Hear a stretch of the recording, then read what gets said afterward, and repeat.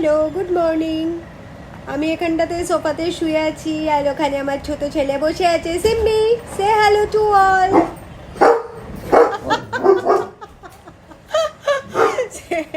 সিম্বাকে বললে সিম্বা সব বোঝে। আমি এখানে শুয়ে আমার শরীরটা কালকে ডাক্তারকে দেখাবার পর একটা অ্যান্টিবায়োটিকের ডোজ খেয়েই বেশ ভালোই লেগেছে, যদিও কালকে একটু ভালোই উইক ছিলাম। তাতেও আবার রাতের বেলা গেছিলাম সালসাওয়ালাতে, 2টো ক্লাস করে এসছি, কেননা আর মাত্র 1 সপ্তাহ বাকি, যে কোনোভাবেই মিস করতে পারবো না ক্লাস। তো কালকে প্র্যাকটিসে গেছিলাম। যেটা আমার বলতে ইচ্ছে করলো, শেয়ার করতে ইচ্ছে করলো, যে অ্যাকচুয়ালি যারা আমার শুভাকাঙ্ক্ষী তাদের টেক্সট দেখে বা তাদের কনসার্ন দেখে বোঝা যায় যে হ্যাঁ, তারা সত্যি প্রে করছে বা মানে ওয়েল উইশ করছে যে ভালো হয়ে যায় এটা। আর কিছু কিছু কুচুটে মার্কা লোকজন আছে, আমি এটা দেখেছি, যেই নাকি আমি বলেছি যে আমার শরীর খারাপ হয়েছে বা কিছু হয়েছে, অমনি সাথে সাথে ভুলভাল হাস্যকর কমেন্ট। কেউ বলবে সারাক্ষণ মদ খাচ্ছ তার জন্য তোমার শরীর খারাপ হয়েছে, কেউ বলবে এত বেশি নাচ করছো, এত বেশি জিম করছো, এই বয়সে এগুলো করা ঠিক না।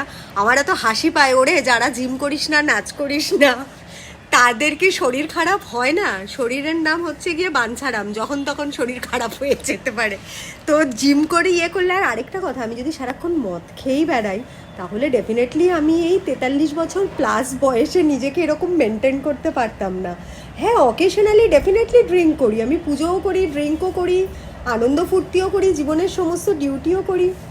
বাট লোকজনের এত বোকা বোকা কথা, মানে যেই ফ্রাস্ট্রেটেড লোকজনগুলো লাইফে কিছু করতে পারে না, মানে যারা নাকি নিজেরাই খুব ব্যাড হেলথে আছে, আমি জানি না, তারা হঠাৎ করে না মানে বসে থাকে যে যেই নাকি আমি বলবো আমার শরীর খারাপ, অমনি এরম বড় বড় সব পিন মারা এরকম সব রিপ্লাই দেবে।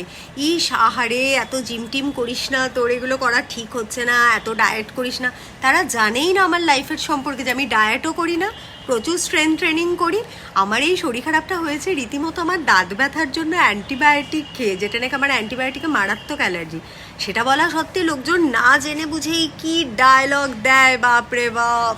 প্লিজ এত ডায়লগ দিও না আমাকে শোনাবার জন্য। আমার বাবা মা আছে, আমার বর আছে, আমার ছেলে মেয়েরা আছে, আমার এত অ্যাডভাইস দরকার নেই।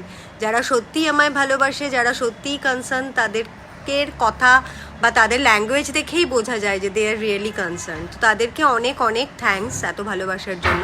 আর যারা এরকম পিন মারা কথা বলে, please stop all this nonsense. Love you.